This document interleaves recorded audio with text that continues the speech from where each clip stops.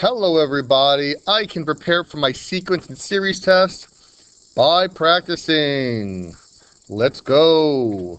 It wants me to write an equation of the sequence both explicitly and recursively. Well, first I have to determine if it's arithmetic or geometric, what the pattern is by subtracting, and dividing. So let's try subtract. 376.8 minus 329.6. It's always the second term minus the first term, the third term minus the second term. Do they subtract to the same thing? Yes. So that means that D is 47.2. I'm adding 47.2.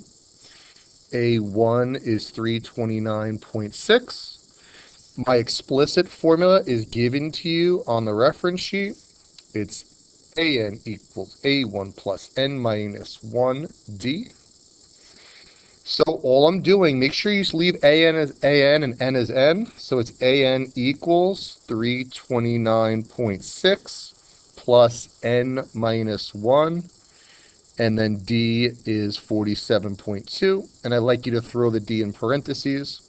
If it's negative, then it kind of needs to be there. There's your explicit formula. Recursive a1 equals an equals an minus 1. Tell me what a1 is. A1 is 329.6. Tell me what you're doing to the previous term. I'm adding 47.2. Recursive is easy if you know your recursive formula. Whenever you see recursive, you always do a1 equals an minus 1. You don't think about it, just associations, recursive. A1 equals an minus 1. Number 2, let's try subtract. 192 minus 120. 307.2 minus 192. Do they subtract to the same thing? No. So now we'll try divide. 192 divided by 120. 307.2 divided by 192. Do they divide to the same thing? Yes. So that's R. That's times 1.6. So that's geometric. So we use the geometric formula, which again is given to us. An equals a1, r to the n minus 1. A1 is the first term, which is 120. R is 1.6. N minus 1 stays n minus 1. There's your explicit formula. Now for recursive. Recursive a1 equals an equals an minus 1. Tell me what you're doing to, tell me what a1 is. A1 is 120. What am I doing to the previous term? Well, I'm multiplying it by 1.6. So I write 1.6 times the previous term. There's my recursive formula. Number 5 is evaluating a recursive sequence. If it gives me a1, I start with the term after the one they give me. So if they give me a1, I begin with a2. I'm subbing into this formula, so I'm writing 3 times.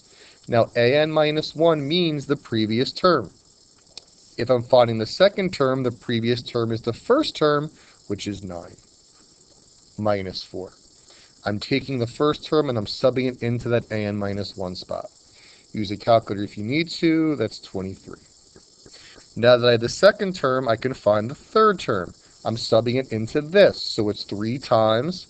An minus 1 is the previous term, which is the second term, which is 23 minus 4. A3 equals, use a calculator if you need to, 65. Now that I have A3, I find A4. I'm subbing into this formula, so it's 3 times the previous term, which is 65 minus 4. A4 equals 191, and again, use a calculator if you need to. It wants A5, so I keep on going until I get to A5. So now A5 equals, I'm subbing into this, 3 times the previous term is 191 minus 4. A5 equals, that one I'll use a calculator for, 3 times 191 minus 4 is 569. So to evaluate a recursive formula, we start with the term after the one we're given. If we're given A1, we start with A2, and you're subbing the previous term into that an minus 1 spot because an minus 1 means the previous term.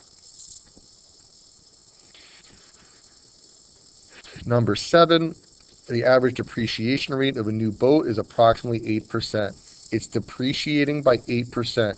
When you're increasing or decreasing by a percent, you are adding or subtracting from 1. So if we're decreasing by 8%, that's 1 minus 0.08. R is 0.92. Very, very important. We've gone over this a lot. Or think of it as if you're losing 8%, I'm keeping 92%. If a new boat is purchased at a price of $75,000, that's A0. And the reason it's A0 and not A1 is because 0 time has passed, but that's not important. Which model is a recursive formula? So recursive A1 equals AN equals AN minus 1. I need to see an AN minus 1 or else it's not recursive. Choice 1 isn't recursive. Choice 2 isn't recursive. Choice 3 isn't recursive. So the only one that is recursive is choice 4. And the reason the answer is choice 4 is because I'm multiplying the previous term by 0.92. If it was increasing by 8%, then it would be 1.08 times an minus 1. So the percents are always, always, always multiplication. And if you're increasing or decreasing by a percent, and this should be second nature at this point, you're adding or subtracting that decimal to 1. Write a recursive formula. We kind of already did this, but you're going to see it again. It's so important. It's so commonly asked. Recursive A1 equals AN equals AN minus 1. I don't know the pattern just by looking at it. You might. That would be pretty cool. I mean, I do, but subtract, subtract, subtract. 9 minus 6, 13 minus 13.5 minus 9. Did they subtract to the same thing? No. So now I try divide, divide. 9 divided by 6, 13.5 divided by 9. Yes, they divide to the same thing. So R is 1.5. I'm doing times 1.5 times 1.5. So you just tell me what A1 is. A1 is 6. And what am I doing to the previous term? I'm multiplying by 1.5. So I put times 1.5. Is it wrong if you did AN minus 1 times 1.5? No, that's fine. But generally it's written with the coefficient in front. You don't write x2, you write 2x. The same concept there. But either way, we get you full credit. Tina earns a $27,000 salary for the first year of work at her job. She earns annual increases of 2.5%. Increase 2.5%. 1 plus 0.025 is 1.025. What is the total? Boom, total. Keyword total. When you see total, that's SN. It's on the reference sheet.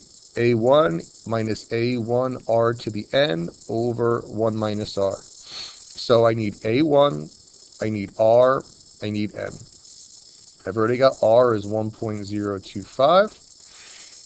Tina earns a $27,000 salary for the first year. That's A1, 27,000. And it says, what is the total amount to the nearest cent that Tina will earn for the first 8 years? That's your N.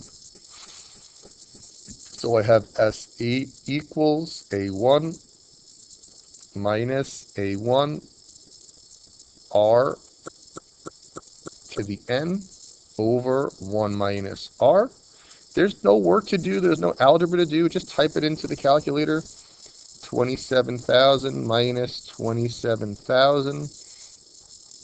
1.025 to the power of 8 over 1 minus 1.025 to the nearest cent, 235, 875, 13. 235. 5, 8, 7, 5, 13. If that seems like a lot of money, trust me, it goes fast. So, keyword, when you see total, you do SN.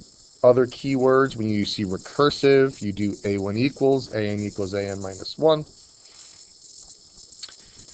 Kristen wants to increase her running endurance. According to experts, a gradual mileage increase of 10%. Increase of 10%. R is 1 plus 0.10, 1.10. Can reduce the risk of injury. If Kristen runs 8 miles in week 1, so 8 miles in week 1, that's your A1.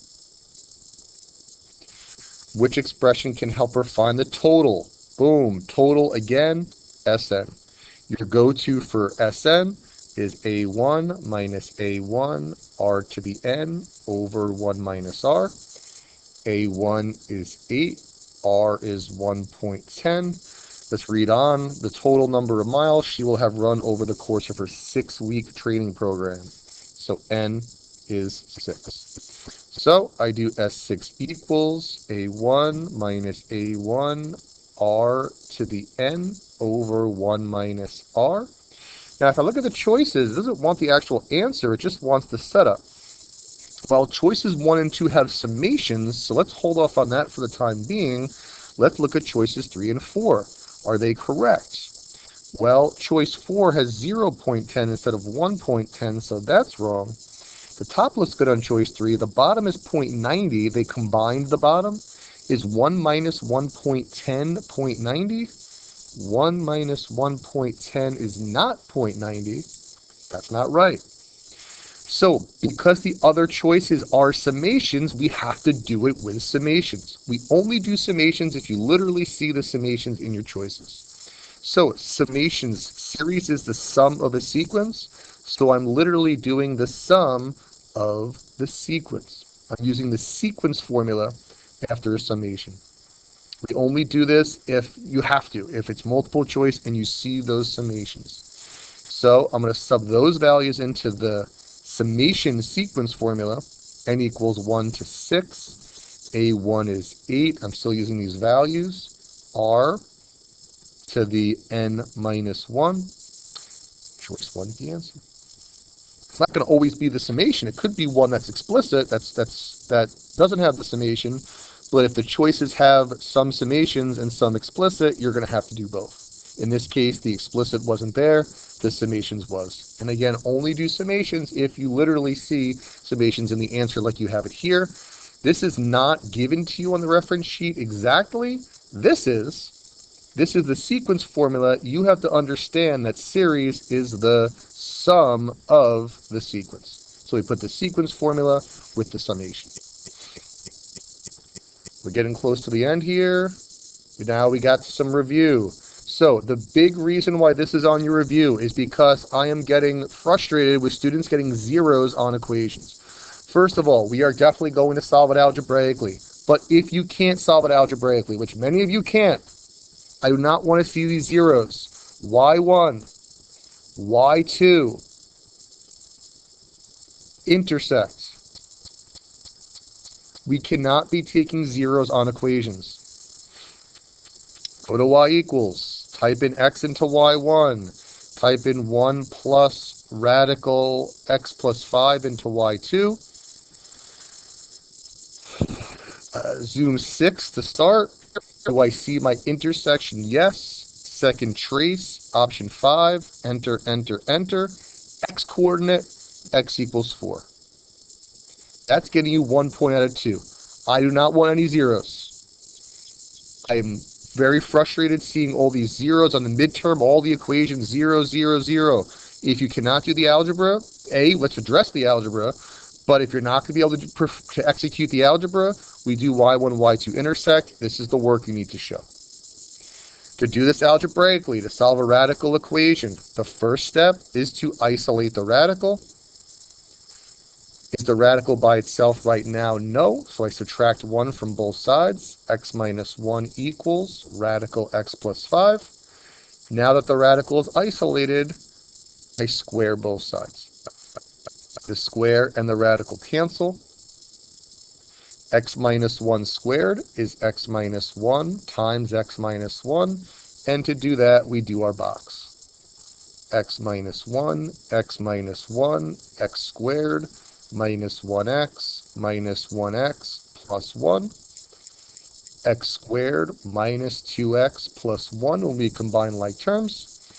So I have x squared minus 2x plus 1 equals x plus 5. Mr. X squared, he wants to party. All of his friends have to come over. Subtract x, subtract 5. Party time. What do they do at their party? Bubbles. This story, again, if you don't know when to do what, if you ever see an equation with an x squared, follow your Mr. X squared story. Is there a GCF? No. 3 terms, trinomial. First sign comes down. Negative times a negative is a positive. Multiplies to 4. Subtracts to 3. 1 and 4. 2 and 2. 4 and 1 subtract to 3. Set each factor equal to 0.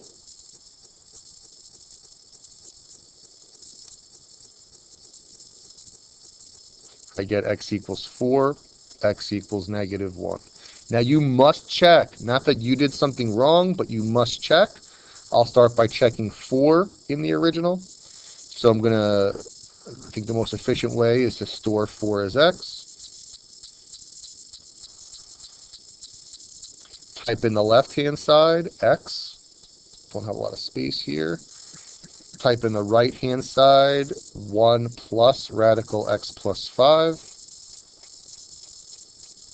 Does the left-hand side equal the right-hand side? Yes. So 4 is good. My other answer was negative 1. So now I'm going to store negative 1. Type in the left-hand side. I can just copy and paste since it's already there. Type in the right-hand side. Does the left-hand side equal the right-hand side? No. Negative 1 and 3 are not the same. So that we cross it out, literally cross it out, right, reject, and the answer is 4. Yes, I would love for 100% of my students to do all the algebra and get x equals 4. I am realistic that that's not going to happen, but there's no reason that every single one of my students can go ahead and get x equals 4 and get at least partial credit. And yes, most of you will be able to do the algebra and get x equals 4 algebraically. But we are not taking any zeros. You are not taking a 0 on this. If you take a 0 on this, you're coming to tutorial, you're coming during your free period, I'm sitting with you, and you're getting the answer, whether it's using y1 and y2 intersect or algebraically. We're not taking zeros on equations. Mr. and Mrs. Jenkins closed on a new home whose purchase price was. You should recognize this as a mortgage problem. There's always 4 variables. Let's list our variables. We have M, we have P, we have R, we have N. M is the mortgage payment. There's no twist on the mortgage payment. There are twists on every other variable here. P is the principal amount of the loan.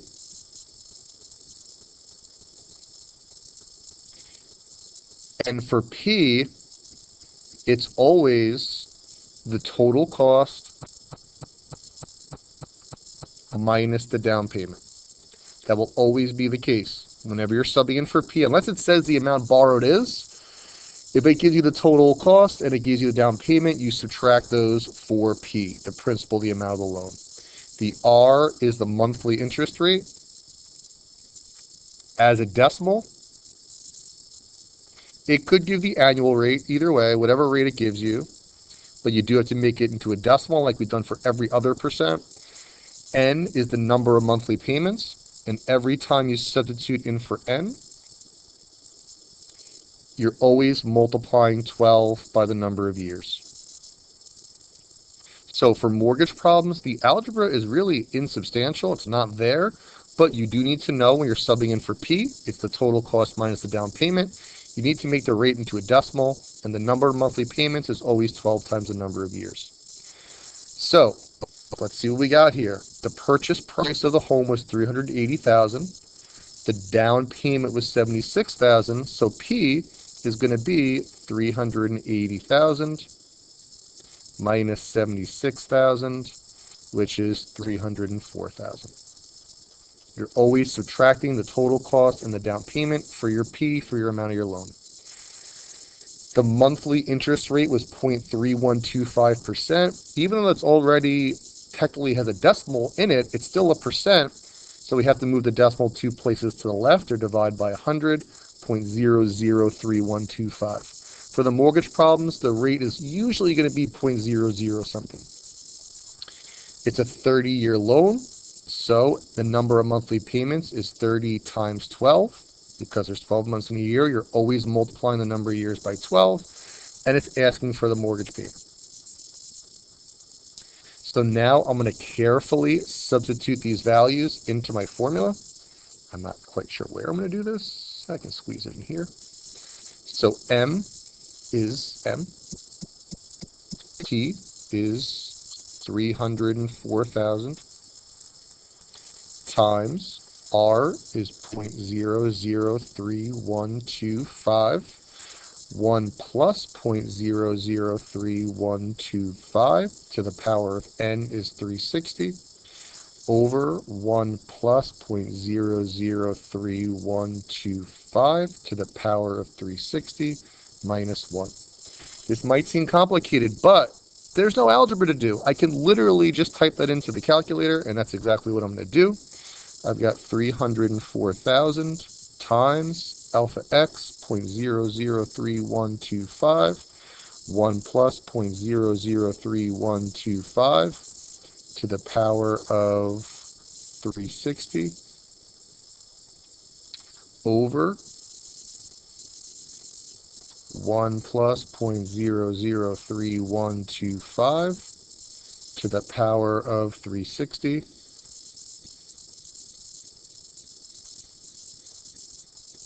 minus 1. It says to the nearest cent, I believe. Yep, to the nearest cent. So I've got 1407.87.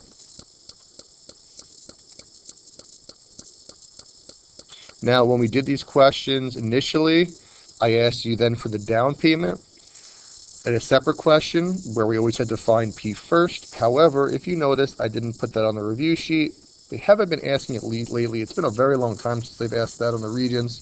So for the test right now, we're just keeping it simple, and you'll have to either find M or P. So it may look long, but it's not hard. It's just reading carefully, identifying the variables. But you have to know that P is the total cost minus the down payment. The number of monthly payments is 12 times the number of years, and you have to make the percent into a decimal by moving it 2 places to the left or dividing by 100. It's not always the same formula, but it's always the same variables. It's always going to be a monthly mortgage payment, amount borrowed, or the principal or the amount of the loan, the interest rate, and the number of monthly payments. All right. I see a multiple choice question. There's variables in the problem. There's variables in the answers. This is another review question.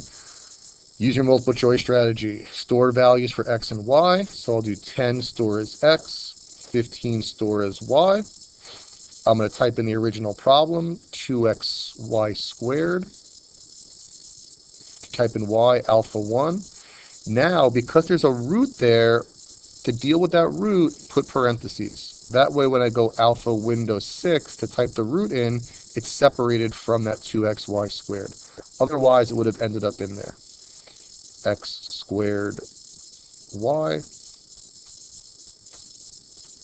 When I type that in, I got 51512 ... Now I'm going to type in each choice and see which one matches up. Let's start with choice 1. 2x to the power of 5/3, y to the power of 7/3. Does that match up? Yep, that's my answer. So I've been training you for this for a long time at this point. If there's variables in the problem and variables in the answers, type in the original problem, type in the answer, see what matches up. Keep it simple, get your question right. So that's going to be one of the review questions. Another review question. There's two ways to do this, but since it's an equation, we can just store each answer, type in the left, type in the right, and see what matches up. I believe the answer was choice 4. So let's just go right to that one and see if that one works. We're going to store this as x. So I've got alpha x ln 3 over 2 ln 5. Store as x. I type in the left-hand side, 1 minus 2, 5 to the power of 2x. I type in the right-hand side, negative 5. Do they match? Yes. That makes that the answer. Any equation, store each answer, type in the left, type in the right, see if it matches. If I were to do this algebraically, which I will do because this shouldn't be hard to do algebraically, to solve an exponential equation, I isolate the base, so add or subtract first, divide last. Once I'm isolated, I do the log of both sides. Technically, it doesn't matter if I do the log or the ln or what the base is. If you look at the choices, they did ln of both sides. Fine. We usually do ln with e, but we can do ln with anything. The exponent comes to the front.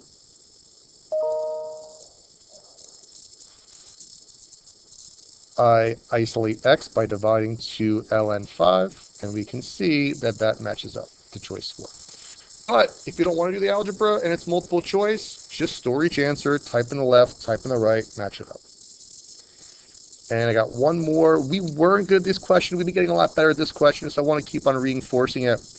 Radicals are fractional exponents. When you see a radical, rewrite it as a fractional exponent. It's the power over the root. Power over the root. If there is no root written, the root is 2. Get rid of parentheses. Nope. Negative exponents are fractions. Nope. Clean it up. MDM. Do I see multiplication? Yes. And when I'm multiplying, what do I do with my exponents? I add them. We're afraid of fractions. That's okay. Use your calculator. 2/5 plus 3/2. We've been getting a lot better with this question overall, so I want to reinforce it more. 19 over 10. So x to the power of 19 over 10. When I'm multiplying, I keep my base. I add my exponents. That's your answer. Again, we're getting a lot better. It's very commonly asked, so let's roll with it. And that's it. So you're going to see some review questions. You're going to see some fractional exponents, open response. You're going to see an exponential equation with logs, multiple choice. You can just use your strategy, store the answer, type in the left, type in the right. You'll see a multiple choice strategy with variables. Type it in, type each answer in, see what matches up. You'll see a mortgage problem. Again, principal is total cost minus down payment. Make sure you make the percent into a decimal. And for the number of monthly payments, it's always 12 times the number of years. From there, just carefully sub it in. You'll see a radical equation. Isolate, square both sides. Make sure you check. And if you can't do the algebra, do your y1, y2 intersect. Do not take a 0 on this question. I'm not letting you take a 0 on this question. For total, you want to do SN. Your go-to for SN is your explicit formula on your reference sheet. But if the choices have summations, you have to do it with summations, where you're literally putting the sequence formula with a summation. Series is the sum of the sequence. Otherwise, for total, if it's open response, we use our SN formula. Make sure this comes up over and over again. If you're increasing or decreasing by a percent, you're doing 1 plus or 1 minus. Whenever you're increasing, it's always 1 point, whatever that decimal is. And if it's decreasing, you take it away. Recursive A1 equals AN equals AN minus 1. Then you just tell me what you're doing to the previous term. Again, if it's asking for a recursive formula, it's the same thing we just did. It's just putting it into a multiple choice format. And if we're decreasing or increasing by a percent, we have to add or subtract that decimal to 1. And it's always, always, always multiplication when you're dealing with percents. To evaluate recursive, start with the term after the one they give you. If they give you A1, you start with A2, and you sub the previous term in for AN minus 1. And then to write a sequence explicitly, we subtract, subtract, subtract, divide, divide, divide. If we subtract, subtract, subtract, it's arithmetic. We sub into the given arithmetic formula. If they divide, divide, divide, the substitute into the geometric formula. I think my computer just said that they're done with me. Yeah, my computer is done. That's good. It's good timing. And again, for recursive, a1 equals, a n equals a n minus 1. Practice. Goodbye.